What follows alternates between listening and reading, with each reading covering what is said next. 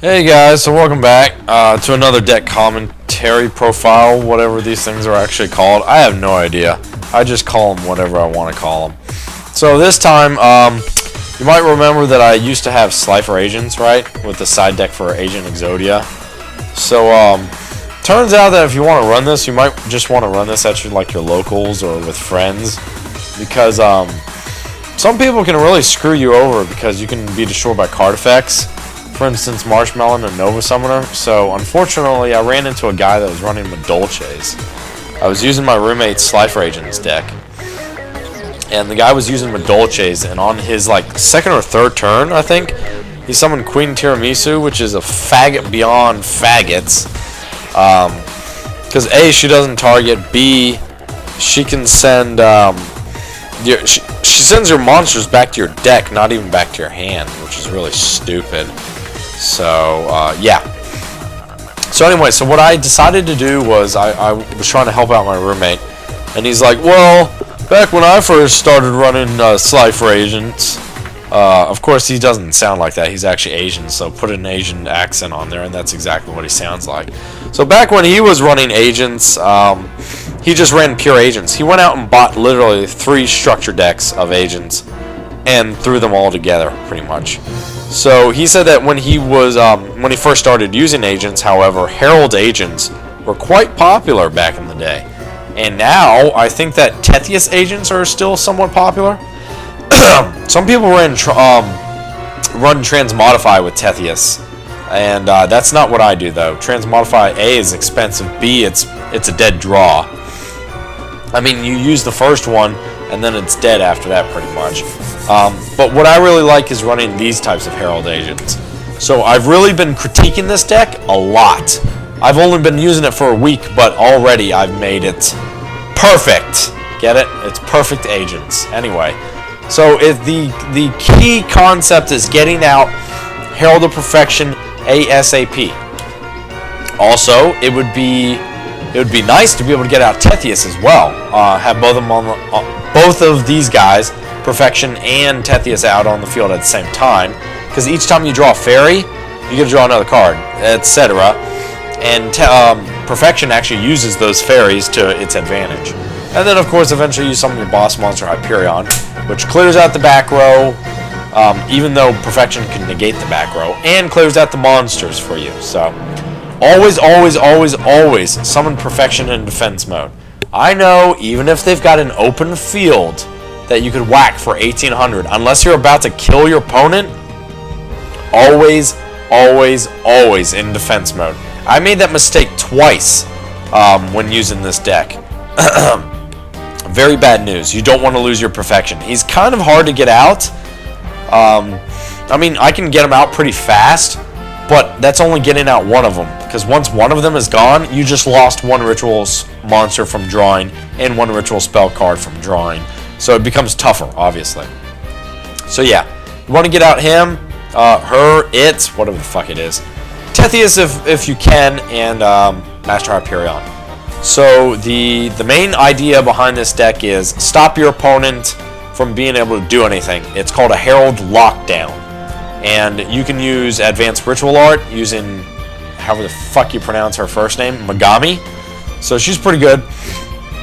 I really like her. I run 3 of her for a couple of reasons. If you draw into her with Tethys, you get to keep on drawing. If you draw into her and you've got like Herald of Orange Light or Herald of Purple Light or Herald of Perfection, you can obviously just discard her. And then you can banish her in the graveyard to activate Master Hyperion's effect. It's really good. Or if you draw into her and you have a Dawn of the Herald, you can also use her to summon Perfection. So yeah. Also, you want to run 3 Manjus for obvious reason, because when he's normal summoned or flip summoned, you can add 1 ritual monster or ritual spell card from your deck to your hand. That just speeds up the process right there. So that's really good. So why do I have Herald of Green Light in my side deck? Well, that's because it turns out that Herald of Green Light is not necessary in all cases. Now, if you're running against a guy that doesn't really run any traps like Dragunity, or not Dragunity Rulers, Dragon Rulers, or Prophecies, or anything like that, or like my Quasar, for instance, You might want to swap out your 2 purple light for 2 green light, so that way you can negate stuff like maybe the Grand Spellbook Tower, Spellbook of Secrets, Spellbook of Wisdom, Power, whatever the fuck all that shit is. Rekindling for Quasar, and Sacred Sword of the 7 Stars for Dragon Rulers, whatever else Dragon Rulers run, I'm not really sure. Just negate all that stuff, so it's really good. And then in terms of the extra deck, the extra deck's not really important because the only tuners I have are Earth and Orange Light. I don't really do any synchro summoning, these are just in case. So yeah, how about we go ahead and jump into the duels. So, before we jump into the Herald agents, I actually wanted to show you SLifer. When you might want to use SLifer agents versus Herald agents, and where also SLifer agents would be best. So, if you're still keen on using SLifer agents or Agent Exodia, you might want to use them against, an aggressive deck. So one of my friends that I duel on campus actually owns this deck in real life. And through recreating it on YGO Pro, I decided to see how it ran. So obviously he runs Mystic Pipers because, I don't know. He said that Mystic Piper is really good, so I just took his word on it. I don't really like it, to be honest, but whatever. So if you run against an aggressive deck where pretty much the best thing that your opponent can do is save their own monsters with a Zero-Eye Silver Dragon, then you might want to run something aggressive like this, because all they're going to really do is keep attacking and attacking. So Nova Summoner Marshmallow shouldn't have any trouble with that. So yeah, and then eventually you summon SLifer and attack a dark monster. Hopefully he doesn't have an Honest in his hand, so yeah. Anyway, so he goes ahead and does his stuff here. Actually, at first I thought I was totally screwed, but it turns out I was better off than I thought, because you'll see what happens. Like, I have 2 Tethyses right now, right? So even if he keeps on summoning shit, I can still keep on bringing out more stuff. Eventually get to Marshmallow, and he sees that I would have had a Marshmallow there, and I'm like, okay. But that's the kicker right there. He activated a Fiendish Chain, and that's actually why Madolche's beat me. That was the only reason why Madolche's beat me. I summoned Tethys, I was about to activate a reload, excuse me, and he activated a Fiendish Chain. That's the only reason. Otherwise, I would have summoned... Actually, I was running Agent Exodia at the time, and I would have beaten him with Exodia, no doubt in my mind. But he activated Fiendish Chain, I couldn't do anything with Tethys, and I scooped, because I knew it was over, so... In this particular case, I knew it wasn't necessarily over, because I do have Honest, but... We'll see what he does. Obviously, he attacks. Then he summons that, and then he's like, oh, I'm going to do something next turn. But the thing is, the heart of the cards guided me, and I drew a reload. Now I tribute the first Tethys, which can't do anything, for a second Tethys. Then I activate reload, and I get a couple really lucky draws. Thank God. And hopefully I draw into a spell card that's pretty good. Actually, any spell card at that point would have been pretty good, because I did have a level 8, which means I could have activated a trade-in, or hand destruction, obviously. So, probably the biggest flaw about this deck is your opponent does have to have a hand of 2 or more in order to activate the hand destructions, but that's only for SLifer agents. Hand destruction doesn't exist in Agent Exodia, so you won't have that type of problem. Go ahead and attack his Dark Monster, and then there you go. That's how you destroy him. So that was good. Good to know the SLifer agent still works. And then Malefics. Well, the reason why this deck won against Malefics is because, well, to be quite frank, Malefics suck. So yeah, that's why. He's running a defission. Wait, what was that? Okay, skill drain. Yeah, man, skill drain sucks balls. I fucking hate skill drain. But I mean, obviously, I can understand why he's running it, because Malefic skill drain is probably the only competitive form of Malefics that even exists still. Because everyone else is already, you know, like, oh, well, Malefics, they don't do very well, so I don't think I'm going to run them. But this guy is still keen on trying to run something that's pretty trash, so whatever. Go ahead and sacrifice for Tethys, activate that. Thank you for drawing a fairy. Activate that, reload, hopefully I draw fairies, okay, hopefully I draw into a spell, I do, thank God. And as you can see, probably at this point, I'm going to do pretty well. Oh man, I love Into the Void. It's so freaking good. I mean, obviously you have to discard your entire hand at the end phase, so you have to win in this turn. But whatever. And the reason why I destroyed Cyber Dragon with Hyperion's effect was because he could have an Honest. So attack, and that's game. Nice knowing ya. Not really. So now moving on to the actual things that you might want to be seeing as that's probably what's in the title, are these three. Actually, I'll do this one first because I think this was the first one. So yeah, I was dueling against this guy that was, I don't even know what he was running. He was running that shit that Director Godwin from, what the hell is this? Destroying again. It's the same thing that Director Godwin was running from Yu-Gi-Oh! 5Ds, the Sun Dragon and the Moon Dragon. Yeah, those things. So go ahead and activate Hecatrees. Put those back apparently and summon her. Add a Venus to my hand and just kind of sit on it. Maybe that wasn't the best idea in the world, but I don't know. I was kind of desperate, so whatever. And at this point, all I can do is summon Gotcha and just sit on it pretty much. So yeah, I know I'm going to take another 1,000 damage because of Venus, but he doesn't really have anything in the graveyard. He's got one dark monster and then that's it. So he can't summon Black Luster yet. So go ahead and take another 1,000, and then I summon not quite, not until I can, not until I get like another spell card that lets me draw. So shit, still not yet. So I went ahead and notice what I did. I popped his face up instead of his face down. That's because if Sun Dragon Inti is destroyed by battle, then he destroys that monster that destroyed and attacked it, and inflicts damage equal to half that monster's attack. Well, I sure as hell didn't want him to destroy an Hyperion, so I just destroyed it with Hyperion's effect. Yeah, so that was really good. He can special summon this guy because he's like a Cyber Dragon pretty much. And I draw into that, which is really good. Pop his face down, summon Tethys, activate that, and watch. This is the reason why I have Tethys in this fucking deck. It is just so good, you just don't even know, man. So first of all,